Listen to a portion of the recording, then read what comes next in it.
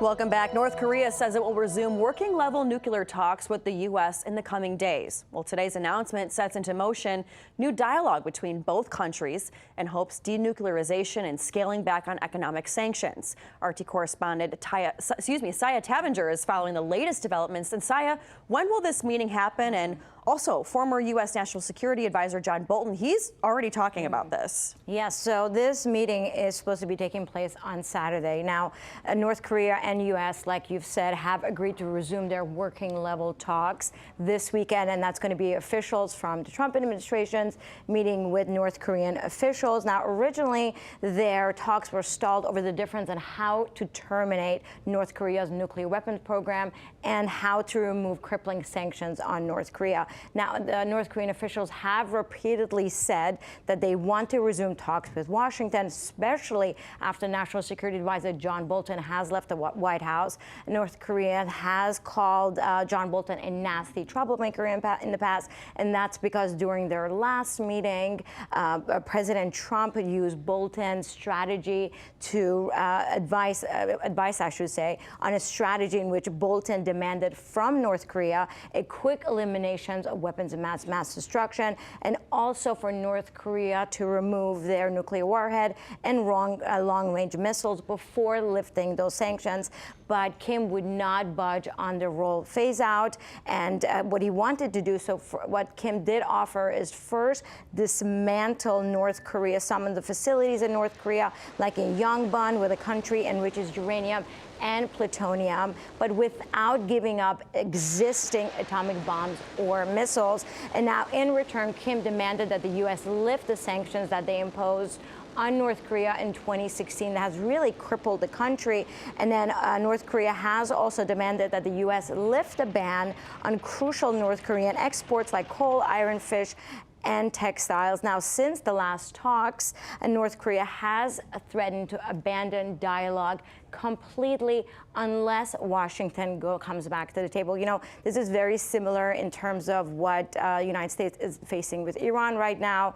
Basically, the same kind of nuclear negotiation. Iran is saying U.S. is saying Iran needs to give up its missiles first before we remove any sanctions, and they're pretty much doing the same thing right now with North Korea. But you did mention John Bolton, and since leaving the White House, John Bolton made his first public appearance yesterday, which he is criticizing the upcoming talks between U.S. officials and North Korean officials over the week that's going to be happening on Saturday. Take a listen. I think the strategic decision that Kim Jong-un is operating through is that he will do whatever he can to keep a deliverable nuclear weapons capability and to develop and enhance it further.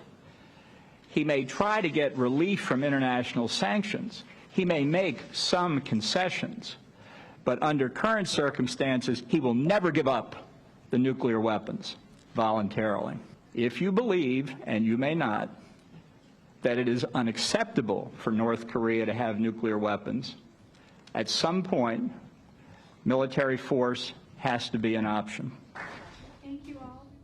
Now, this event took place at CSIS, a very well-known think tank, and it was also co-sponsored by a South Korean newspaper. Very interesting. Now, Sayeh, South Korea, they just made quite a big military purchase from the United States. I would bet to think that North Korea has something to say about that. Yes, and that's exactly right. So obviously South Korea is showing that they're happy that there's going to be dialogue between Washington and North Korea, but at the same time they just unveiled their new purchase that they purchased from Lockheed Martin, which is 40 F-35 fighter jets. Now, this has really angered North Korea. Like you said, they're calling the purchase a provocation that violates recent inter-Korean agreements aimed at lowering the military tensions in that region. So North Korea is not happy about this purchase at all, especially the way South Korea is unveiling this during their parade.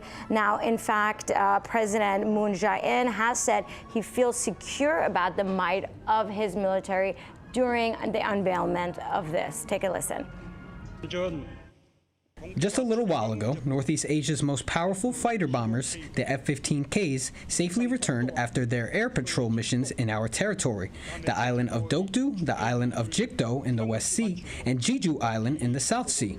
I feel secure about the might of our military, armed with new equipment such as F-35As that we disclosed for the first time.